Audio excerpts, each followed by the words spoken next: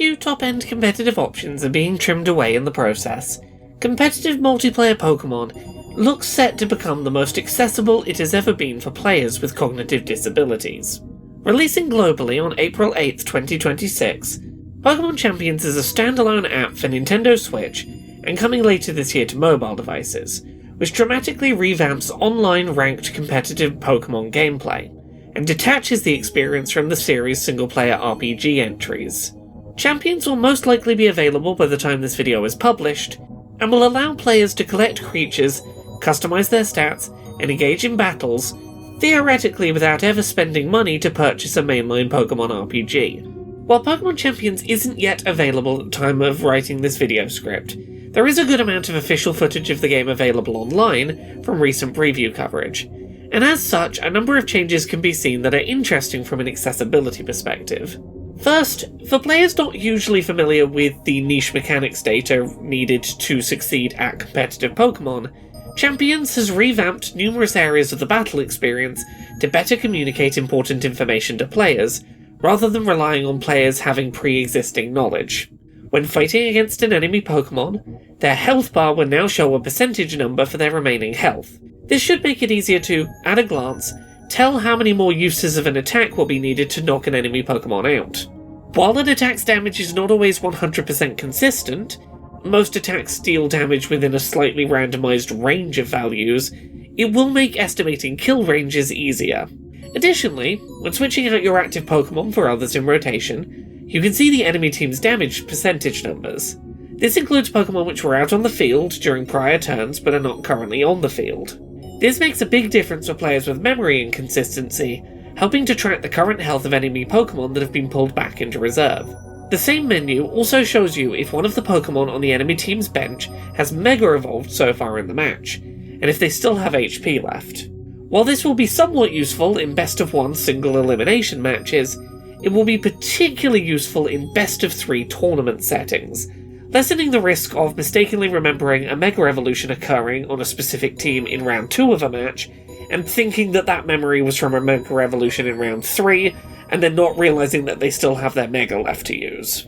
Pokémon Champions features a number of tutorials designed to teach mechanics that are not always terribly well explained to casual players of the main series RPGs. An example, tutorials teach players about the difference between contact and non-contact moves, or the physical and special attack and defense split. When selecting your moves, either in the Pokémon customization menu or in the battle attack menu, players are now given a lot more granular specific information about exactly how commonly occurring side effects on moves are, and how likely they are to work in practice. This newly expanded information includes telling players what percentage chance a move has to inflict poison, what percentage chance Protect has to fail if used on consecutive turns, and how many stages of priority an attack has, which determines if it gets to activate ahead of naturally faster Pokémon's moves.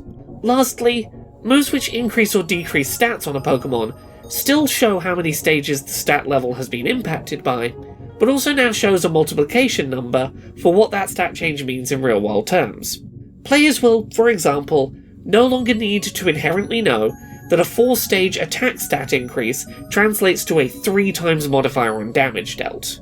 Moving from information presentation to team building, Pokémon Champions will have the option for players to either import Pokémon caught in main series titles, or recruit Pokémon on a temporary or permanent basis to play with from a randomized pool of options.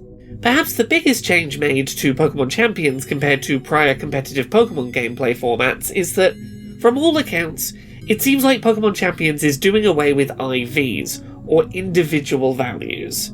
These have historically been invisible stats that, behind the scenes, make 2 Pokémon of the same level and species feel different to use in battle.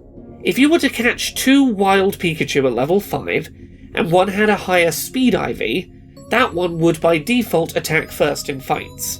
While these stats could be changed using late-game RPG items such as bottle caps, the system was invisible to most players, and a bit of a barrier to some players picking up competitive gameplay. While removing IVs from Pokémon will make it easier for many players to jump into the competitive scene, it will unfortunately negatively impact the options available to top-end competitive players. Certain strategies used by high-level players involve running Pokémon with deliberately low IV stats, such as teams using Trick Room to make slow Pokemon attack first, favouring deliberately low speed IVs. This also increases the odds of two Pokemon of the same species potentially experiencing a speed tie, a situation where which of two Pokemon attacks first comes down to random chance. The next part of customizing a Pokemon is EVs, or effort values.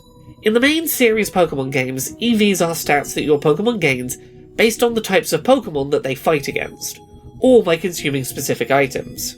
To tweak these in the main series games requires a lot of specialist knowledge, such as how high an individual stat can be increased, how much each stat is increased by each method, and how to reset these invisible stats down to 0 before trying to craft a specific build.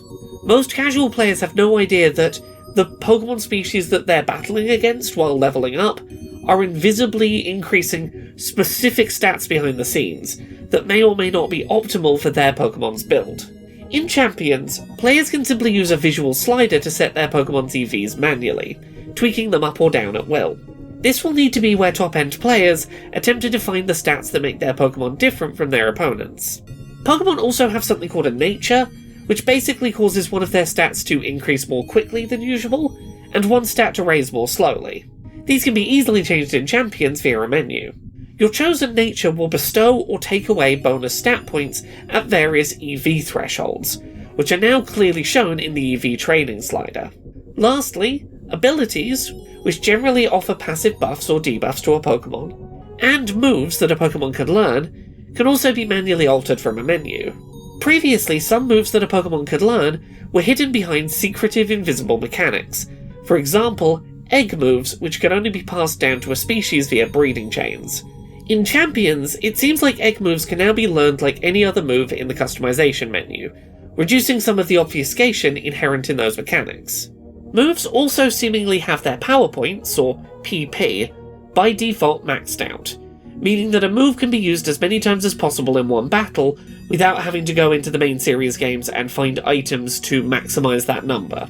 While some moves have had their maximum number of uses rebalanced, this generally should remove another step of potential complexity from team building. It remains to be seen whether Pokemon that are brought over from main series games will be normalised, or if, for example, you could deliberately bring a below max PP version of a move to the new game, or deliberately bring a 0 speed IV creature and just not have access to tweak its IVs in Champions.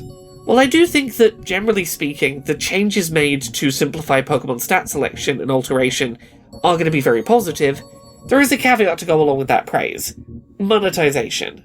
For a long time, Pokemon battle simulators such as Pokemon Showdown have existed online, which allow, like Champions, the ability to simply tweak a Pokemon's moves and stats via sliders rather than in-game RPG mechanics.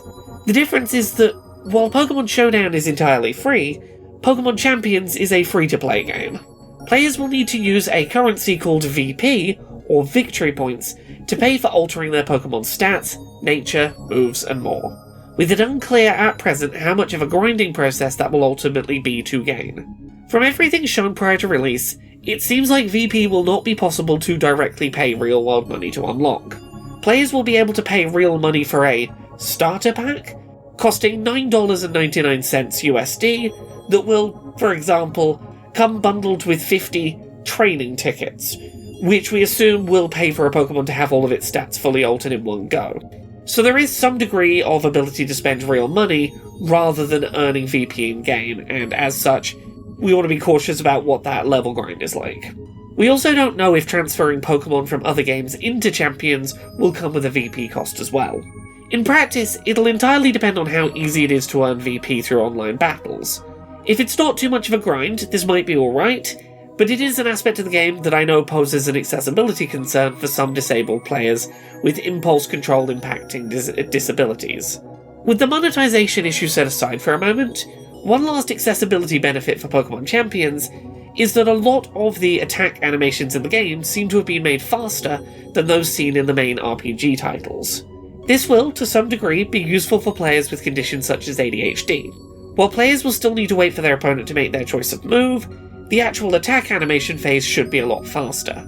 On the flip side, there will be a little less thinking time available as a result between rounds to consider upcoming moves.